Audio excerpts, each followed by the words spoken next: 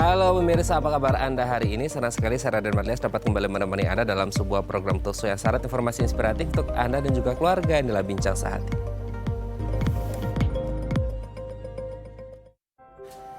Ya pemirsa, rematik. Ya sering lah ya kita dengar ya, penyakit rematik adalah penyakit yang terjadi karena otot atau persendian kita ini mengalami peradangan atau pembekakan. Kita berpikir gini, rematik kan cuma terjadi sama usia parubaya atau lanjut. Tapi ternyata banyak usia muda juga yang bisa mengalami rematik karena faktor lingkungan dan juga genetik. Nah inilah topik yang akan kita bahas hari ini, yaitu tentang waspada rematik di usia muda. Nah sebelum membahasnya, kita akan membahas terlebih dahulu nih beberapa makanan pantangan bagi penderita rematik ya. Kita lihat yang pertama pemirsa.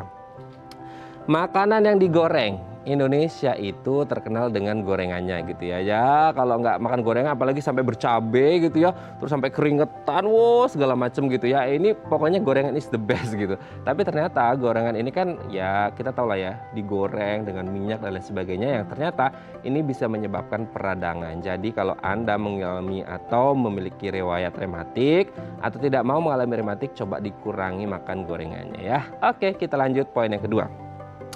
Gula dan karbohidrat olahan, permen, soda, dan lain sebagainya, tepung-tepungan juga termasuk ya.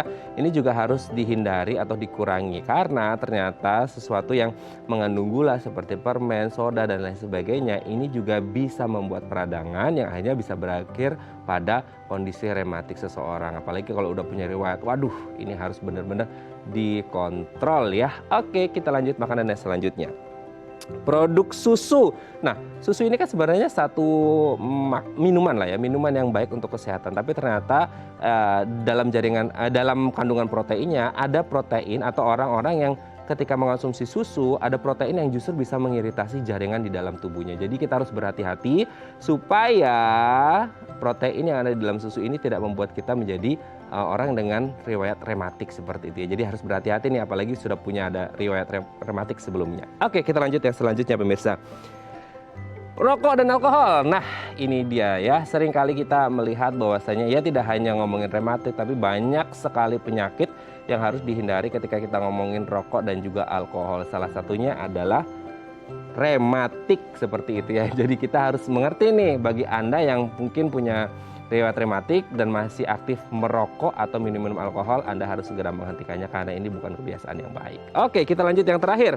Garam dan pengawet. Nah ini dia, garam kan kita sering lihat ya atau dengar bahwasanya garam bisa menyebabkan hipertensi dan lain sebagainya. Ternyata dengan adanya garam dan pengawet ini bisa mengalami yang namanya peradangan juga yang akhirnya bisa berujung pada rematik pada otot atau persendian kita. Oke, itu tadi beberapa makanan yang pantang untuk dikonsumsi untuk pasien rematik dan kami akan membahasnya sesaat lagi. Tetap bersama kami di Bincang Sehati.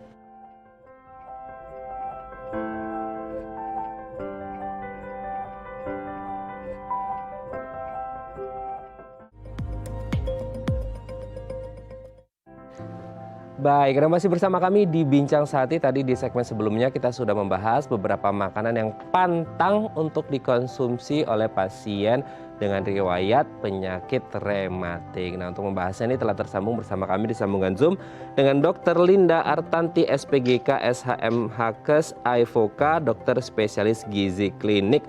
Selamat pagi Dr. Linda, apa kabar? Selamat pagi Mas Raden, kabarnya baik. Kabarnya Mas Raden baik sehat ya? Ya, alhamdulillah Oke. sehat. Semoga Dokter Linda, keluarga dan kita semuanya lah ya, seluruh warga Indonesia dan dunia Amin. segera sehat, segera pulih kembali dari pandemi 2022 yang Amin. sudah di depan mata. Kita hidup dengan hal yang jauh lebih baik dan lebih sehat ya dok ya.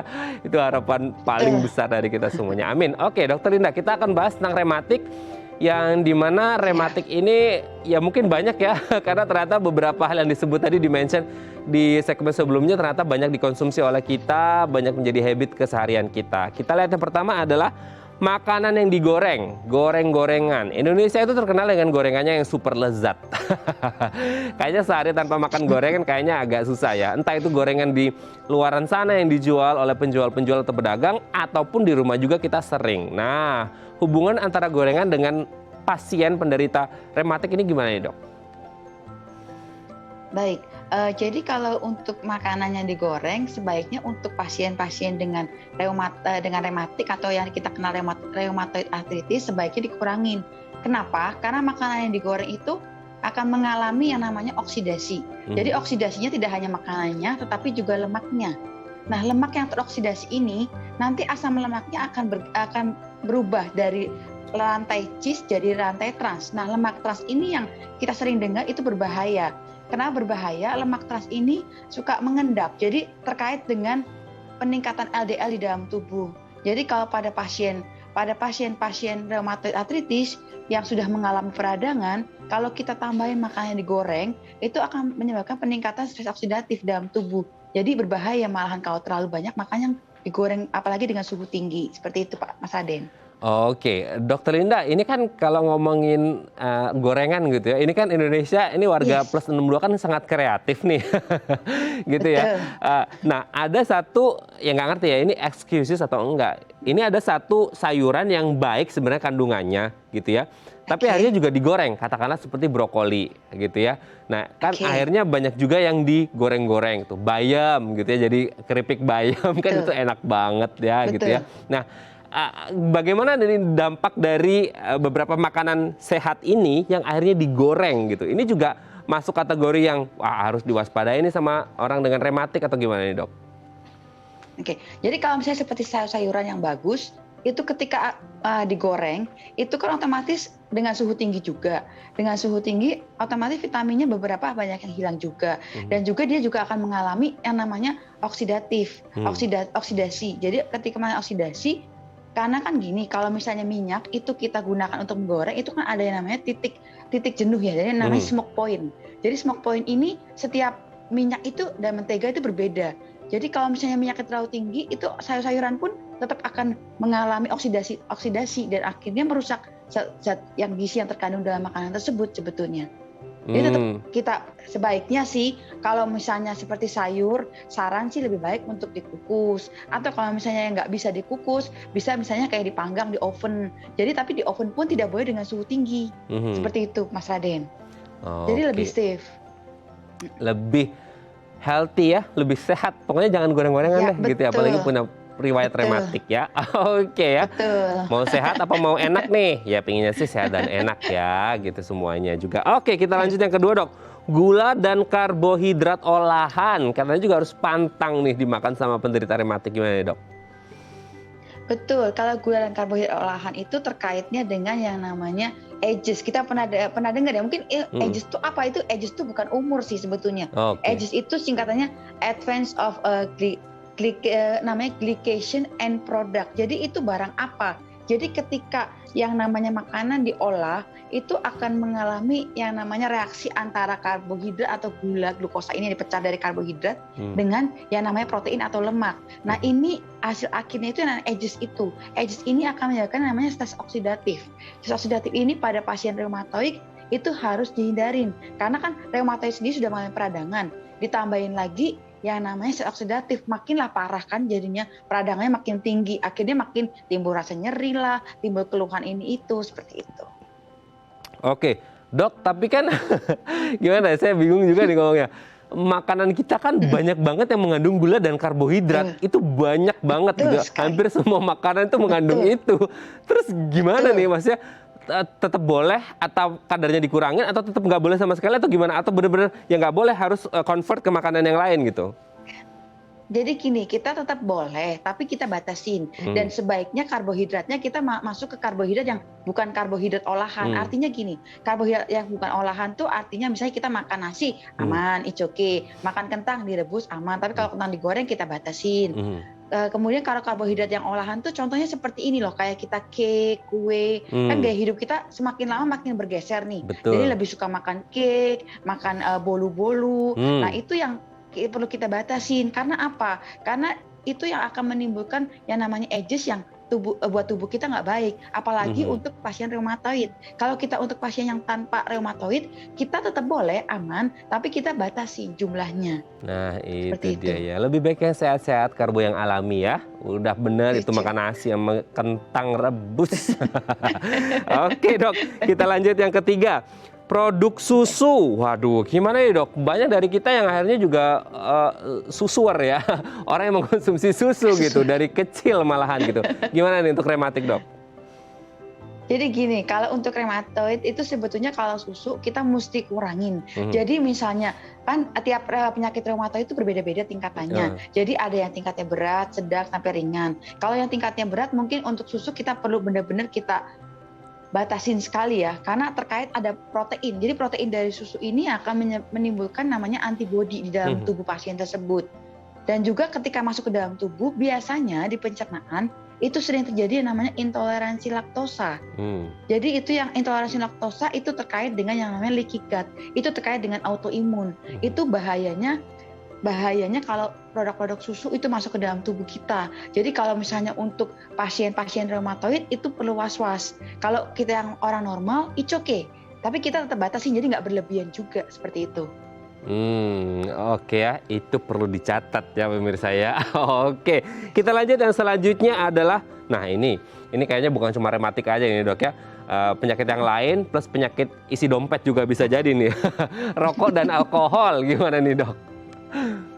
Baik, kalau rokok dan alkohol itu dua-duanya yaitu menimbulkan yang namanya stres oksidatif. Jadi menyebabkan peningkatan ini ya di dalam tubuh itu timbul peradangan. Nah, kalau pada kita normal, peradangan mungkin masih karena kita sering makan sayur, buah, itu masih bisa diatasin. Tapi kalau pada pasien rheumatoid arthritis, itu lebih risiko tinggi lagi. Kenapa? Karena sudah di tubuhnya peradangan, kita tambahin sama rokok, sama alkohol, itu timbul makin tinggi peradangan. Dan juga rokok dan alkohol itu mengarah pada peningkatan apoptosis. Apoptosis itu barang apa? Jadi apoptosis itu adalah sistem di dalam tubuh kita untuk membunuh sel kita sendiri yang sudah rusak, itu kita hancurkan. Jadi kalau misalnya terlalu banyak alkohol atau misalnya terlalu banyak rokok, itu kan banyak sel yang semakin rusak. Jadi proses apoptosisnya itu sistemnya akan semakin tinggi. Jadi otomatis tubuh kita, ada pasien-pasien yang rheumatoid akan semakin parah gejalanya seperti itu. Oke, dok, ini terkait dengan rokok nih. Semisal kalau rokoknya nih, semisal ada orang dengan riwayat rematik gitu ya. Dia tidak merokok sih, tapi dia menjadi perokok pasif ada di sekitar, itu juga bisa berdampak nggak sih dok? Iya, kalau misalnya untuk yang perokok pasif kan mereka menghirup juga. Jadi kan asapnya masuk. Jadi cenderungnya gini, kalau misalnya pasien yang perokok aktif, dia kan meniupkan asapnya ya. Jadi asapnya malah menyebar kemana-mana. Sebetulnya yang lebih berat itu malah kadang perokok pasif. Karena dia bisa sebelahan nih, suami istri. Suaminya bukan penyakit reumatoid, suaminya normal. Terus ngerokok. Istrinya kena penyakit reumatoid arthritis. Terus suaminya ngerokok. Habis itu rokoknya kan pasti kan ditiup-tiup kan. Nggak mungkin kan habis ngerokok diisap sendiri kan nggak mungkin. Jadi kan ditiup. Asapnya akhirnya kehirup istrinya. Jadi yang mengalami lebih berat malah istrinya karena apa stres oksidatif itu. Gitu. Kalau Anda sayang istri, sayang suami, sayang keluarga, cek dulu ada riwayat rematik atau enggak. Kalau ada, stop merokok. Aman dan sehat untuk kesehatan dan aman dan sehat untuk dompet juga. Oke, dok. Yang terakhir, nah ini dia. Kita hidup di zaman yang serba modern, semua serba daring, semua serba online. Orang mesen makan enak banget. Junk food is everywhere. Dan semuanya pasti mengandung garam dan pengawet. Itu sudah lumrah banget terjadi di kota besar gitu ya, kayak Jakarta. Nah, garam dan pengawet dengan rematik ini seperti apa dok? Seperti gini, kalau garam dan pengawet itu kan lebih mengarahnya ke yang kita bilang natrium atau sodium. Garam sendiri kan natrium klorida itu mengandung natrium. Itu bekerjanya pada pasien-pasien dengan reumatoid itu terkait di genetik. Jadi kita nggak kelihatan seperti itu. Jadi kalau misalnya itu namanya kita bilang dia tuh mengaktifasi namanya T helper 17. Jadi di situ tuh terkait dengan kerusakan di genetiknya. Nah, kalau untuk garam dengan yang namanya pengawet kita mesti batasin. Jadi kalau untuk kita normal kan boleh sampai 2.000-2.300. Tapi kalau pada pasien penyakit reumatoid sebaiknya dikurangin untuk natriumnya 1.500 mg paling. Kenapa? Karena itu semakin memperberat gejala dari si reumatoidnya itu sendiri, seperti itu.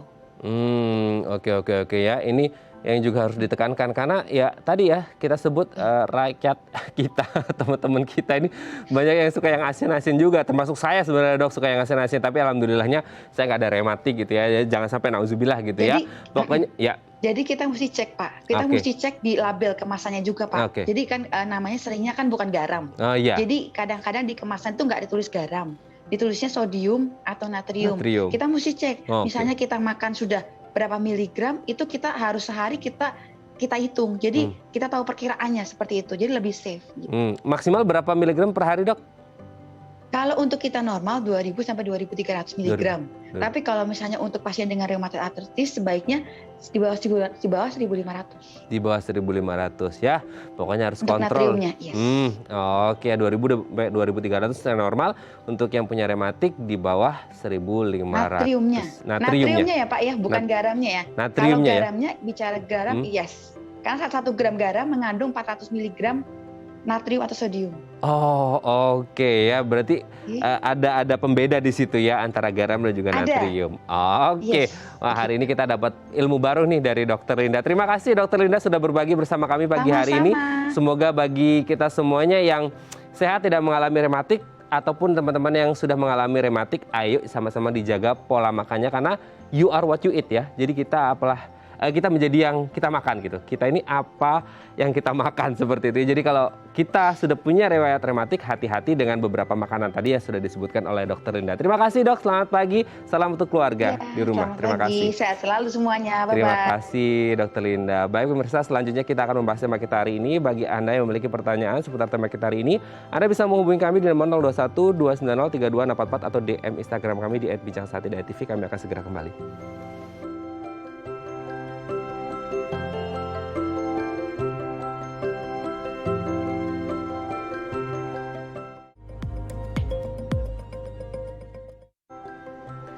Baik, karena masih bersama kami di Bincang Sehati dan kita masih membahas tema kita hari ini seputar rematik di usia muda. Ya, jadi ada penekannya itu bold, ada underline-nya di usia muda. Karena selama ini kita berpikir gini, rematik, itu mah penyakitnya opa-oma gitu ya. Tapi ternyata ada beberapa faktor yang bisa membuat usia muda mengalami rematik. Jadi jangan bersenang-senang dulu, jangan loss semuanya, harus tetap dikontrol supaya tidak mengalami rematik di usia muda. Tapi gimana cara mencegahnya? Apa yang harus kita lakukan? Nah, pas banget nih kita hari ini akan membahas tentang rematik di usia muda. Nah, bagi Anda yang memiliki pertanyaan seputar tema kita hari ini, Anda bisa menghubungi kami di nomor 021 290 3244 atau DM Instagram kami di @bincangsaati.tv. Nah, untuk membahasnya telah tersambung bersama kami di sambungan Zoom dengan Dr. Ghazali Said, SPOT, dokter spesialis ortopedi dan traumatologi dari Bethsaida Hospital. Kita sapa terlebih dahulu. Assalamualaikum, selamat pagi Dr. Ghazali, apa kabar? Waalaikumsalam warahmatullahi wabarakatuh, selamat pagi. Udah lama nggak ngobrol nih ya dok ya kita. Iya. Oke. Lama, Mas. Oke, dok, kita akan bahas satu penyakit yang mungkin agak diabaikan oleh kaum milenial gitu, anak-anak muda gitu. Karena mereka berpikirnya bahwasanya rematik mah usia papa mama kita, usia opa oma kita segala macam. Pikirannya begitu. Mungkin dulunya begitu ya dok ya, tapi akhirnya kan seiring bergulirnya zaman, era, generasi, akhirnya karena satu dan lain hal, akhirnya banyak generasi muda juga yang mengalami rematik. Nah, sebelum kita ngomongin kenapa anak-anak muda bisa mengalami rematik atau di usia muda itu rematik terjadi, boleh dijelaskan dulu nggak sih dok, rematik ini sebenarnya penyakit yang seperti apa? Kan kita tahunya cuma linu-linu, pegel-pegel gitu dok, gimana nih? Baik Mas Raden, terima kasih banyak. Memang sebenarnya kalau kita membahas mengenai rematik, bukan hanya pada orang tua saja, tetapi pada usia muda itu bisa terjadi mengalami penyakit seperti ini.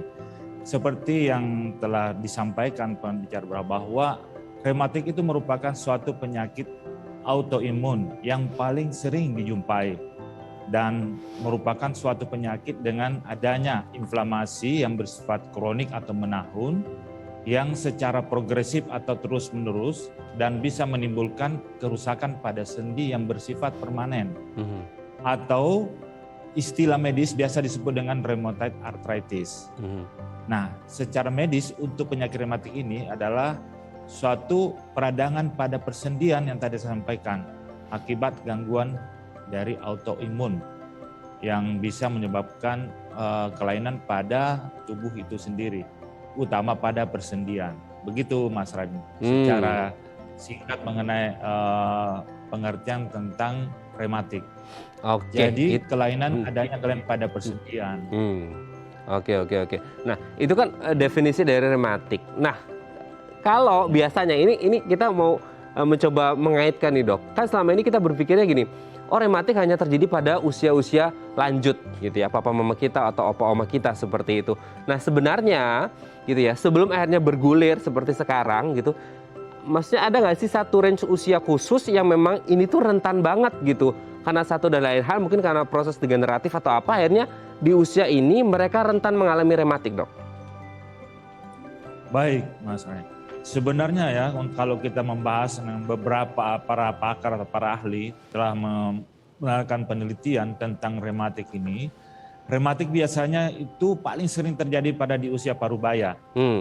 Tetapi anak muda itu juga biasanya terkena penyakit rematik ini. Menurut penelitian dari 8 orang dari 100.000 orang yang berada di rentang usia antara 18 sampai 34 tahun yang mengidap rematik ini. Jadi dari rentang usia ini antara 18 tahun sampai 34 tahun. Nah, ini terbilang masih muda sebenarnya dari beberapa penelitian dilakukan. Jadi bukan hanya pada orang tua saja yang bisa mengalami penyakit rematik ini, tetapi dari fakta yang telah beberapa hasil riset, 8 dari 100.000 orang itu antara usia 18 sampai 34 tahun bisa terkena penyakit rematik. Oke. Nah, 8 dari 100.000 orang antara usia 18 sampai 34 yang masuk kategori masih muda gitu ya, usia produktif bisa mengalami rematik. Kenapa akhirnya, Dok, bisa mengalami rematik? Sementara tadi kan dokter menyebut bahwasanya secara umum rematik itu parubaya gitu kan, ke atas. Nah, ini adalah usia 18 loh, sampai 34 ini sangat luar biasa, usia-usia sangat produktif. Kenapa akhirnya di usia muda range antara 18 sampai 34 ini bisa mengalami rematik, Dok? Nah, baik. Seperti yang telah beberapa diungkapkan bahwa penyakit rematik ini ada erat kaitannya dengan kondisi genetik. Oke. Jadi salah satu faktor risiko untuk terjadinya rematik itu karena faktor genetik. Terkadang orang dengan genetik tertentu, sistem kekebalan tubuh mempunyai kecenderungan melepaskan satu tingkat protein tertentu yang lebih tinggi. Jadi salah satu penyebab dari artritis atau rematik ini karena adanya pelepasan tingkat protein yang tertentu karena dalam keadaan genetik. Sehingga kondisi ini membuat lebih rentan untuk mengalami rematik. Jadi dengan keadaan faktor genetik tertentu bisa menyebabkan terjadinya rematik karena pelepasan protein-protein tertentu yang dalam jaringan, itu baik itu dalam jaringan sinovial atau jaringan persendian, bisa menyebabkan terjadinya rematik. Oke. Karena mostly karena genetik ya kalau kita berbicara tentang rematik di usia muda.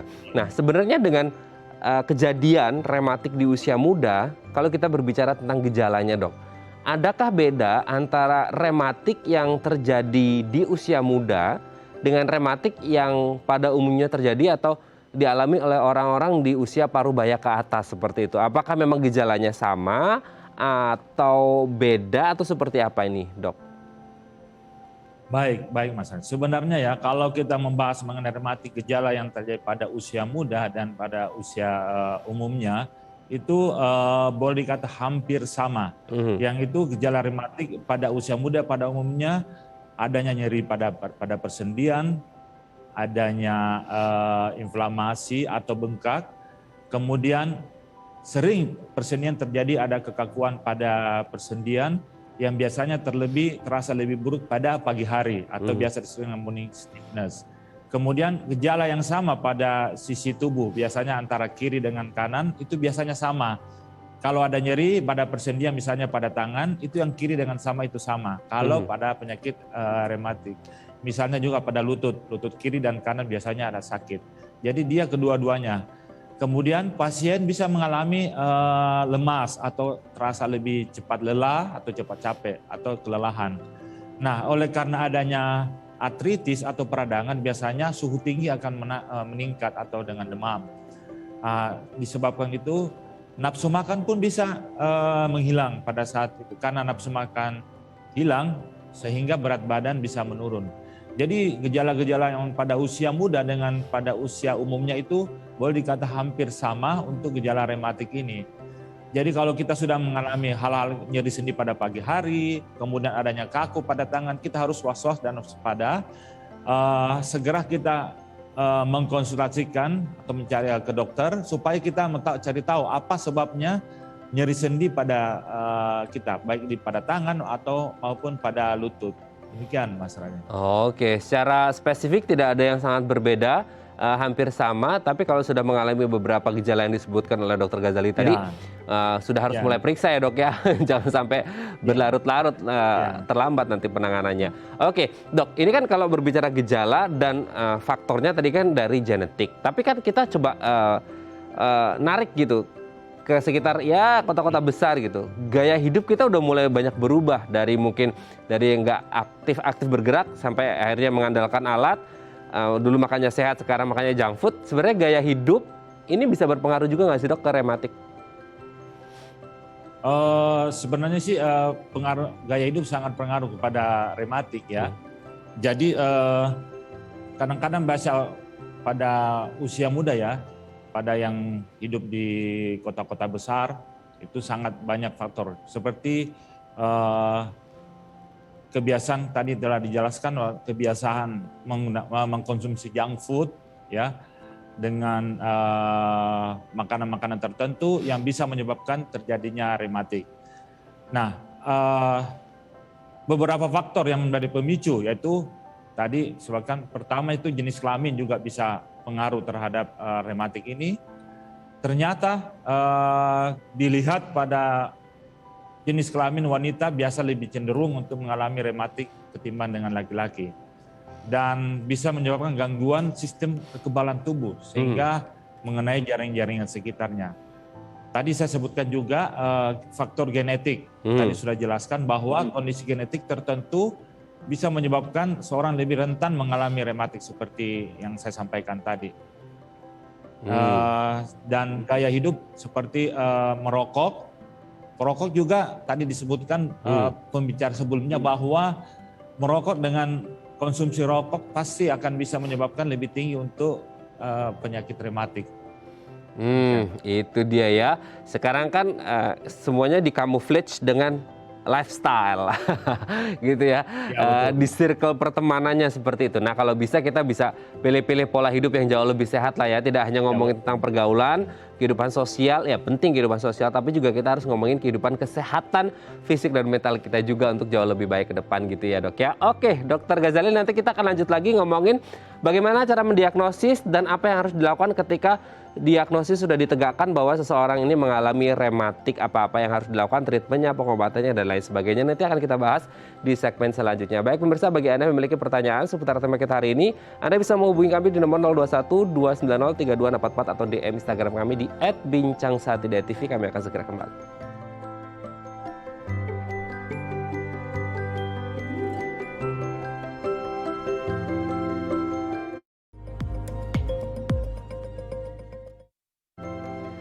Baik, Anda masih bersama kami di Bincang Sehati dan kita masih membahas tema kita hari ini, hati-hati di usia muda juga kita bisa mengalami yang namanya rematik dengan berbagai faktor risiko yang tadi sudah dijelaskan oleh Dokter Ghazali. Nah bagi Anda yang memiliki pertanyaan seputar tema kita hari ini, Anda bisa menghubungi kami di nomor 021 290 3244 atau DM Instagram kami di @bincangsahatidayatv. Kita masih bersama dengan Dokter Ghazali Said, SPOT, dokter spesialis ortopedi dan traumatologi dari Bethsaida Hospital. Dokter Ghazali, kita lanjut lagi dok. Tadi kan sudah dijelaskan tentang rematiknya, faktor risiko dan lain sebagainya. Nah sekarang kita mulai mengarah pada diagnosisnya. Nah, kalau akhirnya sudah mengalami gejala-gejala tadi yang sudah disebutkan oleh Dokter Ghazali, sebenarnya diagnosisnya ini sudah, oh kalau kayak gini udah pasti ini rematik, atau ada pemeriksaan khusus di mana nanti mulai diketahui nih, ada nggak sih rematik yang ini tahapannya ringan, sedang atau berat gitu dok? Baik, sebenarnya kalau secara simpel pasien datang ke tempat praktek sudah mengeluhkan adanya nyeri pada sendi, itu kita sudah bisa menganalisa dan bisa mendiagnosis sedikit. Tetapi yang paling utama adalah seperti biasanya kita menganamnesis dulu pasien. Anamnesis pemeriksaan fisik yang lengkap, mulai dari kepala sampai dengan kaki, terutama pada daerah keluhan. Biasanya mengeluhkan nyeri pada tangan. Kalau nyeri pada tangan atau pada kaki, kita melihat nyerinya apakah ada nodul, atau ada semacam bentuknya yang berubah pada tangan atau kaki, biasanya. Kemudian nyerinya itu sisi kanan dan sisi kiri dan kanan hampir sama. Itu biasa kita lebih jelas adanya nyeri. Untuk dari beberapa pakar membagi untuk mengetahui mengenai rematik ini dari perkumpulan dari Amerika dan Eropa di ACR dan EULAR tahun 2010 itu memberikan ada beberapa skor untuk penyakit tersebut. Yaitu kalau skor tertentu misalnya nyeri pada satu sendi besar, 2 atau lebih dari 10 sampai sendi besar, kemudian pada sendi yang kecil, kemudian lebih dari 10 itu masing-masing mempunyai nilai. Kemudian pemeriksaan yang lanjut yaitu dengan pemeriksaan rheumatic factor atau laboratorium. Itu juga sangat bermakna.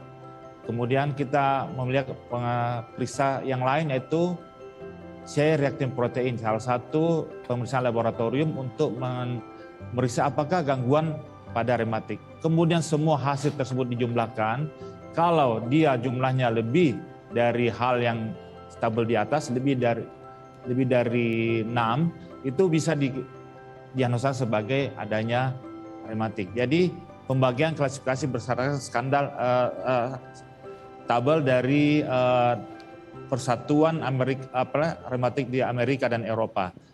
Kemudian itulah kalau kita melihat secara anamnesis dan pemeriksaan laboratorium kita bisa melihat beberapa keluhan pada pasien tersebut. Oke, Dok. Ya, ini itu bagaimana mendiagnosis gitu ya, apakah seseorang mengalami rematik atau tidak. Nah, sebelum kita lanjut, Dok, ini ada DM Instagram. Aku bacakan ya, Dok ya, ini dari Pak Randy nih. Ya. Dok, jempol saya terasa nyeri bila ditekuk. Terkadang kalau sudah bisa menekuk malah susah dibalikan lagi. Kalaupun bisa sakit sekali, Dok, kaku sekali. Ini kenapa ya, Dok? Gimana solusinya? Nah, apa ini kalau susah ditekuk terus baliknya lagi, ini salah satu indikasi ke rematik atau justru penyakit lain atau gimana nih, Dokter Ghazali? Sebenarnya kalau pada jempol, pada tangan itu banyak penyakit sebenarnya kita bisa tarik satu diagnostik. Bukan hanya penyakit rematik, tapi ada juga penyakit-penyakit yang di daerah ligamen pada jempol tersebut. Bisa adanya trigger atau adanya peradangan pada persendian atau peradangan pada ligamen tertentu di daerah jempol. Bisa juga karena rematik. Tetapi biasanya kalau pasien yang adanya gangguan pada aktivitas atau mobilitas daripada jempol, sulit untuk mengembalikan, biasanya adanya stagnan dari ligamen yang berada di daerah jempol tersebut. Biasa disebut dengan trigger finger. Jadi trigger finger ini salah satu diferensial diagnostik dari rematik. Selain daripada rematik juga bisa, trigger finger juga bisa, dan penyakit-penyakit yang lain. Jadi bisa karena komplikasi juga dari penyakit rematik bisa menyebabkan terjadinya jempol bisa stagnan atau sulit untuk mengembalikan ke posisi semula. Oke, tetap harus diperiksa ya, Dok ya. Untuk Pak Randy ini ya, betul. Apakah ini rematik atau trigger finger atau penyakit-penyakit yang lainnya, karena memang banyak posibilitas kemungkinan yang bisa terjadi ketika kita ngomongin persendian ada di jempol, tangan ataupun kaki ya. Dan semoga segera sembuh. Jangan lupa untuk segera cek dan konsultasi ke dokter Anda. Terima kasih Pak Randy sudah menghubungi kami pagi hari ini Bincang Sehati. Dok, kita lanjut lagi. Sebenarnya kalau tadi kan udah ngomongin tentang diagnosisnya. Nah, sebenarnya ketika orang sudah didiagnosis, ini ada nggak sih penanganan pertama mungkin yang ringan-ringan dulu deh gitu, maksudnya bisa ditangani dulu di rumah, apalagi kalau mungkin vaskesnya agak jauh dengan gejala-gejala yang disebutkan. Apakah ada bisa penanganan pertama terlebih dahulu di rumah, atau sebenarnya ketika sudah ada hal-hal yang tadi yang disebutkan, gejala-gejala tadi, tetap harus ketemu dokter terus ada pengobatan gitu, Dok? Baik, ini sebenarnya simple hal yang tapi sebaiknya harus kita mengetahui tentang penanganan pertama yang bisa dilakukan ketika mengalami rematik, yaitu pengobatan rematik dilakukan untuk pertama mengurangi rasa nyeri dan peradangan, sekaligus untuk mencegah adanya kerusakan sendi yang lebih lanjut. Beberapa metode pengobatan yang dapat dilakukan untuk menangani rematisme itu bisa dengan mengkompres dengan es pada daerah yang sakit. itu selama kurang lebih 20 menit. Jadi kalau ada yang nyeri pada persendian bisa kita kompres dengan RS, atau kalau misalkan pada daerah misalnya pada kaki menggunakan sepatu atau dengan sol yang khusus. Sehingga karena adanya deformitas pada kaki bisa menggunakan sepatu yang khusus. Kemudian juga tadi disampaikan kita berbaiknya mengkonsumsi makanan-makanan yang bisa mengandung omega 3 seperti ikan salmon, ikan tuna dan biji-bijian, serta makanan yang kaya akan antioksidan seperti tadi disebutkan keledai dan brokoli. Oke, itu dari penanganan pertamanya, Dok. Nah, kemudian kalau akhirnya sudah penanganan pertama tidak tidak membuahkan hasil gitu ya, hanya mengurangi rasa nyerinya saja kan, ya tadi dokter sebut jangan sampai ini akhirnya berlarut-larut sehingga akhirnya merusak persendian dan lain sebagainya. Nah, ketika akhirnya sudah ketemu sama dokter, biasanya apa yang harus dilakukan, Dok? Pengobatannya itu apakah sesuai dengan tingkatannya atau seperti apa itu, Dok? Baik, tentunya kalau sudah datang ke rumah sakit atau ke dokter, biasanya kita telah disepakati ada beberapa obat-obatan yang akan kita berikan kepada penderita, yaitu pertama dengan memberikan obat-obatan untuk meredakan gejala. Biasanya pertama menghambat perkembangan penyakit sekaligus untuk mencegah kerusakan pada persendian. Pada obat yang kalau kita sudah mendiagnosis, ada kita anamnesa, laboratorium sudah mendiagnosis adanya penyakit rematik, biasanya kita memberikan obat yang biasa disebut dengan disease modifying anti-rheumatic drug. Jadi obat-obat ini sudah umum digunakan oleh dokter, apalagi yang lebih berkecimpung dengan untuk mengenai pengobatan rematik. Nama obatnya biasa disebut dengan methotrexate atau MTX. Jadi obat ini yang paling umum digunakan untuk penyakit rheumatoid arthritis. Beberapa obat-obat yang lain seperti hidroksikloroquine, jadi kloroquine juga salah satu pengobatan untuk rematik. Kemudian golongan yang lain ada namanya leflunomid, sulfasalazin, dan bermacam-macam obat lain, atau ada limumat, obat etanercept, dan atau dengan infliximab. Nah, ini semua adalah obat-obat untuk rematik. Tetapi yang paling sering digunakan oleh dokter itu adalah yang pertama untuk mengatasi peradangan, yaitu golongan methotrexate atau DMARD. Jadi disease modifying anti-rheumatic drug. Nah, obat-obat yang lain yang bisa membantu adalah obat antiinflamasi non steroid. Misalnya obat anti jenis ini golongan meloxicam dan lain-lain sebagainya, golongan diclofenac. Jadi obat antiinflamasi yang tidak mengandung steroid itu bisa diberikan. Atau kalau orang yang sudah lebih lanjut lagi diberikan dengan obat kortikosteroid. Nah, misalnya golongan prednisolon dan methylprednisolon. Jadi obat-obat semua ini yang bisa digunakan. Di samping dari pemberian obat tadi, terapi khusus juga kita bisa lakukan untuk mencegah kelenturan dari sendi, sehingga penderita dapat kembali menjalani aktivitas. Misalnya kita melakukan fisioterapi. Jadi fisioterapi pada penderita harus kita lakukan. Terapi ini dilakukan untuk meningkatkan kekuatan otot dan fleksibilitas pada persendian. Ada lagi terapi yang lain biasa kita lakukan adalah terapi okupasi. Terapi okupasi ini diberikan untuk membantu penderita menjalani aktivitas sehari-hari. Jadi okupasi juga bisa membantu kepada penderita melakukan aktivitas sehari-hari. Jadi kesemuanya ini adalah bersimultan kita lakukan, selain daripada kita memberikan pengobatan medikamentosa atau pengobatan obat dari dokter, kemudian memberikan latihan fisioterapi, kemudian kompres yang dingin, RS, jadi sehingga penyakit bisa diatasi dengan baik. Oke, ini sudah dijelaskan sangat detail sekali ya oleh Dokter Ghazali. Ini suka nih kalau ngobrol sama Dokter Ghazali ya, detail banget, sangat luar biasa. Dok, tapi satu pertanyaan sebelum kita break, Dok. Sebenarnya kalau rematik ini setelah pengobatan tadi, ini akan sembuh total 100% atau bisa ada kemungkinan muncul atau kambuh lagi, Dok? Sebenarnya untuk penyakit rematik ini, penyakit yang bisa kambuh kembali. Tapi untuk sembuh total 100% itu butuh waktu yang cukup lama. Karena dia penyakit bersifat autoimun. Kadang pengobatan mulai dari start 6 bulan pengobatan kita sudah mulai mengontrol kembali penyakit setelah pengobatan. Sampai tahun kita masih tetap mengontrol penyakit tersebut. Jadi angka penyembuhannya memang cukup kecil, tapi kemungkinan bisa ada penyembuhan. Tetapi dari beberapa data yang dapatkan bahwa kesembuhannya memang bisa sembuh, tapi tidak sebesar dengan apa yang kita harapkan. Begitu kita sudah mendiagnosis adanya rematik, pasti harus pengobatannya sudah secara simultan terus, pengobatannya terus-menerus, dan kita melihat sampai selalu mengecek faktor laboratorium, rheumatic factor, dan protein-protein yang lain yang bisa menyebabkan adanya peningkatan pada penyakit rematik ini. Oke, berarti kemungkinan kambuh lagi ada Ya, sembuh betul. ada, tapi sangat kecil sekali, mungkin tidak sesuai dengan ekspektasi. Iya. Maka dari itu Iya. ini pengobatannya Iya. akan terus-menerus secara kontinu gitu ya dalam hidup Baik. si pasien ini. Oke, ini sangat luar biasa, detail sekali pengobatan sudah dijelaskan sama Dr. Ghazali. Nah, ketika ada posibilitas untuk kambuh, nanti di segmen terakhir Dok, kita akan membahas tips apa saja yang bisa kita lakukan untuk meminimalkan risiko terjadinya kambuhnya lagi si rematik ini gitu ya Dok ya.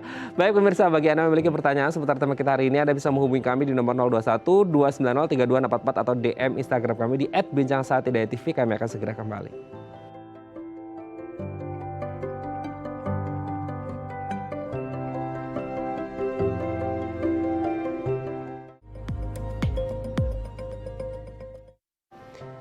Baik, Anda masih bersama kami di Bincang Saat ini. Kita masih bersama dengan Dr. Ghazali Said, SPOT, dokter spesialis ortopedi dan traumatologi dari Bethsaida Hospital. Dr. Ghazali, kita lanjut lagi ya Dok ya. Tadi di segmen-segmen sebelumnya, dokter sudah menjelaskan sangat detail sekali jawaban-jawabannya, sangat luar biasa. Di segmen terakhir ini kan tadi sempat dimention juga oleh Dr. Ghazali, ada banyak kemungkinan untuk kemudian kambuh lagi. Karena proses pengobatannya yang panjang ya, harapannya kita sih insya Allah sembuh gitu ya. Tapi kita harus meminimalkan risiko terjadinya kambuh si rematik ini. Ada beberapa cara Dok. Yang pertama adalah rutin berolahraga. Seberapa besar dampak olahraga yang rutin dilakukan untuk meminimalkan risikonya si rematik ini kambuh lagi Dok? Sebenarnya yang dianjurkan untuk olahraga untuk meminimalisir terjadinya rematik itu biasa kita menggunakan 30 menit sehari. Minimal kita melakukan olahraga, tidak boleh over activity. Kenapa? Karena dengan over activity tersebut kita bisa melakukan adanya penekanan pada persendian.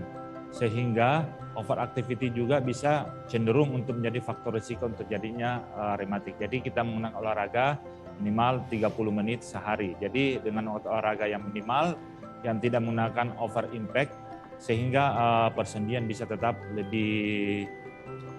terjaga dan tidak cepat mengalami aus atau adanya penyakit pada rematik pada persendian.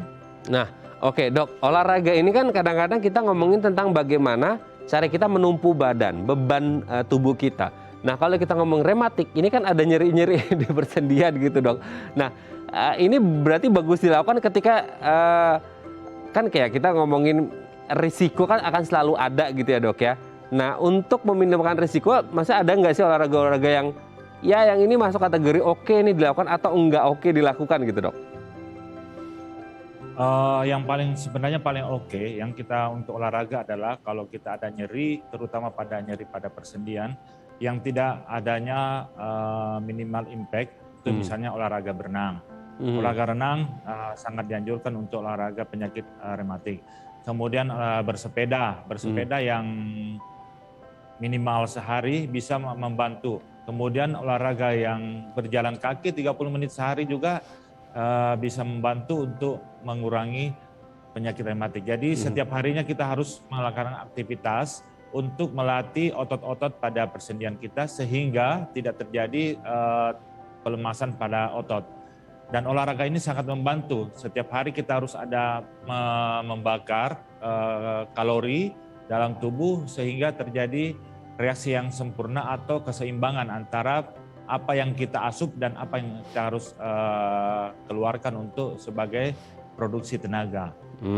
Oke ya, tetap harus berolahraga sesuaikan dengan kondisi tubuh kita. Iya. Oke, Dok, yang selanjutnya setelah olahraga adalah menjaga asupan nutrisi. Seberapa besar makanan berimpact pada rematik ini, Dok?